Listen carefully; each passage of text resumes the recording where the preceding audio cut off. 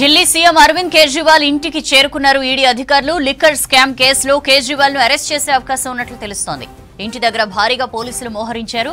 మరోవైపు ఈడీ కార్యాలయం దగ్గర కూడా సెక్యూరిటీ టైట్ చేశారు.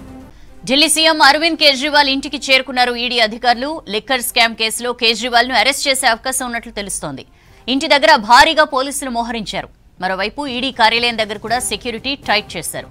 డీటెయిల్స్ తెలుసుకుందాం. మదార్ మనతో లైవ్ లో జాయిన్ అవుతున్నారు. మదార్, ఏంటి కేజ్రీవాల్ ని అరెస్ట్ చేసే అవకాశాలు ఎంతవరకు ఉన్నాయి? ఎట్లాంటి సిచ్యుయేషన్ ఉంది అక్కడ? సౌజన్య, ఢిల్లీ ముఖ్యమంత్రి అరవింద్ కేజ్రీవాల్ ని లిక్కర్ స్కామ్ కు సంబంధించిన కేసులో, మనీ లాండరింగ్ సంబంధించినటువంటి కేసులో అరెస్ట్ చేసేటువంటి అవకాశాలు ఎక్కువ కనిపిస్తున్నాయి. ప్రస్తుతం ఈడీ కార్యాలయం వద్ద కావచ్చు, అలాగే ఆయన ఇంటి దగ్గర కావచ్చు, పూర్తిగా భారీగా పోలీసులను అయితే మోహరించారు. ఆయన నివాసంలో సోదాలు నిర్వహించి ఆయన్ని అరెస్ట్ చేసేటువంటి అవకాశాలు ఉన్నట్టుగా తెలుస్తా ఉన్నాయి. ఇప్పటికే 9 సార్లు ఆయనకి గతంలో ఈడీ విచారణకు రావాల్సిందిగా నోటీసులు ఇచ్చారు. ఈ రోజు కూడా ఆయన విచారణకు హాజరు కావాల్సినటువంటి సమయంలో ఈ రోజు కూడా ఉంది. బట్ ఈ రోజు ఉదయం నుంచి కూడా ఆయన విచారణకు హాజరవుతారా అనే దానిపైన క్వశ్చన్ మార్కే ఉంది. అయితే ఈ రోజు హైకోర్టులో ఆయన ఎలాంటి బలవంతపు చర్యలు, అంటే అక్రమ అరెస్టు లాంటి చర్యలు తన మీద పాల్పడకుండా సూచించాలి, ఈడీకి ఆదేశాలు ఇవ్వాలంటూ కూడా ఆయన ఒక పిటిషన్ దాఖలు చేశారు. దానిపైన ఇప్పుడు జోక్యం చేసుకోలేమంటూ కూడా స్వయంగా హైకోర్టు చెప్పిన తర్వాత ఆయనకు సంబంధించి కఠిన నిర్ణయాలు అయితే తీసుకునేటువంటి అవకాశాలు అయితే చాలా స్పష్టంగా కనబడతా ఉన్నాయి. ఇప్పటికే ఢిల్లీ లిక్కర్ స్కామ్ కు సంబంధించి కీలకంగా ఉన్నటువంటి వ్యక్తుల్లో ప్రధానంగా బయట ఉంది కేవలం అరవింద్ కేజ్రీవాల్ మాత్రమే. మొన్నటి వరకు కూడా కవిత అరవింద్ కేజ్రీవాల్ ఇద్దరు మాత్రమే బయట ఉన్నారు. ఇప్పుడు కవిత కూడా ఈడీ కస్టడీలోనే ఉన్నారు. దాంతో మరొక కీలకమైనటువంటి అరెస్టు జరిగేటువంటి అవకాశం ఉన్నట్టుగా జోరుగా ప్రచారం జరుగుతూ ఉంది. ఇప్పటికే మొన్న రౌజ్ అవెన్యూ కోర్టులో ఇచ్చినటువంటి కస్టడీ పిటిషన్ లో కూడా ఈ కేసుకు సంబంధించి 128 కోట్లకు సంబంధించినటువంటి అటాచ్మెంట్స్ అనేది కూడా చేశామంటూ స్వయంగా ఈడీ చెప్పింది. ఇప్పుడు ఈ కీలక పరిణామంతో, ఎందుకంటే ఈ లిక్కర్ స్కామ్ కు సంబంధించి అసలు బీజం పడింది, లేకపోతే రూపకల్పనలంతా కూడా వీరే అనేటువంటి అరవింద్ కేజ్రీవాల్ అలాగే కవితకు సంబంధించినటువంటి పేర్లే ఎక్కువగా వినపడ్డాయి.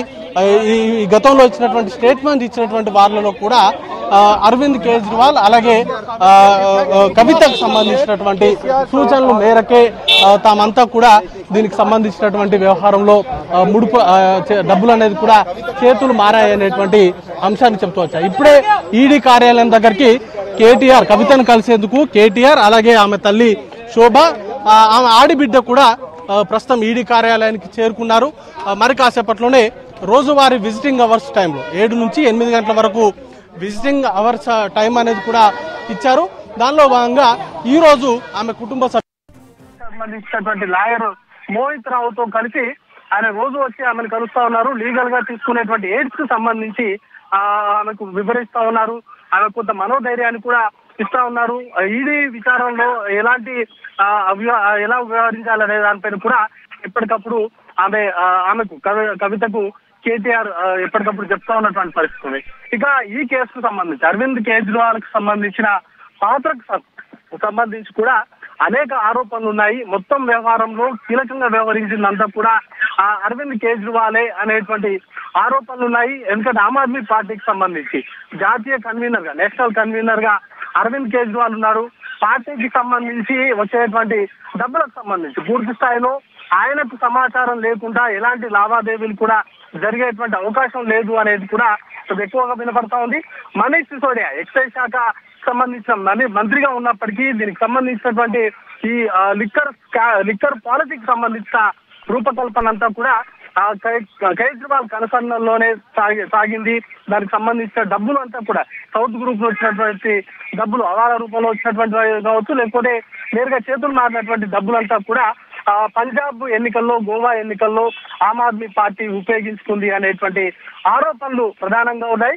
వీటికి సంబంధించి ఇప్పుడు విచారణ అనేది కూడా చేసేటువంటి అవకాశాలు ఉన్నాయి. గతంలో సిబిఐకి సంబంధించినటువంటి విచారణలో అరవింద్ కేజ్రీవాల్ హాజరయ్యారు. ఆ తర్వాత రోజు నుంచి కూడా ఈ గతంలో అరవింద్ కేజ్రీవాల్ హాజరయ్యారు. ఆ తర్వాత రోజు నుంచి కూడా ఈ గతం 9 సార్లు అంటే నవంబర్ నుంచి ఇప్పటి వరకు 9 సార్లు ఆయనకు నోటీసులు ఇచ్చారు. 2 సార్లు ఆయన విచారణకు సహకరించట్లేదు, విచారణకు సహకరించేలాగా ఆయనకు ఆదేశాలు ఇవ్వాలంటూ కూడా రౌజ్ అవెన్యూ కోర్టు ఈ కేసుకు సంబంధించి మొదటి నుండి ట్రయల్ కోర్టుగా ఉంది రౌజ్ అవెన్యూ కోర్టు. అందులో 2 పిటిషన్లు దాఖలు చేశారు. అయినప్పటికీ కూడా ఆయన హాజరు కాలేదు. గతంలో రౌజ్ అవెన్యూ కోర్టుకు సంబంధించి ఈడీ దాఖలు చేసినటువంటి పిటిషన్లలో విచారణ సందర్భంగా వ్యక్తిగతంగా హాజరు కావాలని సూచిస్తే మొన్న మార్చి 16వ తారీఖున ఆయన వ్యక్తిగతంగా హాజరైంది. కేవలం కోర్టులో ఉంది 1.5 నిమిషం మాత్రమే ఆయన కోర్టులో ఉన్నారు. ఆయనకి ముందస్తు బెయిల్ ఇవ్వడంతో ఆయన తిరిగి బయటకు వచ్చారు. ఇక ఈడీ ఇచ్చినటువంటి 9 పిటిషన్లను కూడా రద్దు చేయాలంటూ హైకోర్టును ఆశ్రయిస్తే నిన్న దానికి సంబంధించినటువంటి పిటిషన్ల పైన విచారణ జరిగింది. ఆ విచారణ సందర్భంగా కూడా హైకోర్టు ప్రశ్నించింది, అరవింద్ కేజ్రీవాల్ ఎందుకు ఈడీ ముందుకు వెళ్ళట్లేదు, ఆయనకు ఏం అభ్యంతరం ఉంది అనేటువంటి క్వశ్చన్ కూడా రేజ్ చేసింది. దాంట్లో కపిల్ సిబాల్ నిన్న అరవింద్ కేజ్రీవాల్ తరఫున వాదనలు వినిపించారు. అరవింద్ కేజ్రీవాల్ తరఫున వాదనలు వినిపిస్తూ ఈడీ అరెస్ట్ చేసేటువంటి అవకాశం ఉంది. గతంలో ఆమ్ ఆద్మీ పార్టీకి సంబంధించిన నేతలు మనీష్ సిసోడియా అలాగే సంజయ్ సింగ్లను ఇద్దరిని కూడా సోదాలు నిర్వహించే పేరుతోటి సంజయ్ సింగ్ ని అదుపులోకి తీసుకున్నారు.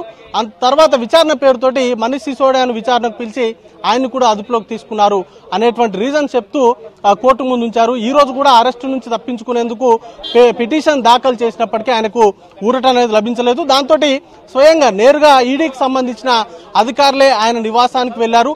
అయితే అధికారులు వెళ్ళింది నోటీసులు ఇవ్వడానికా లేకపోతే సోదాలు నిర్వహించి ఆయన అదుపులోకి తీసుకోవడానికి అనే దానిపైన మరి కాసేపట్లోనే క్లారిటీ రాబోతోంది.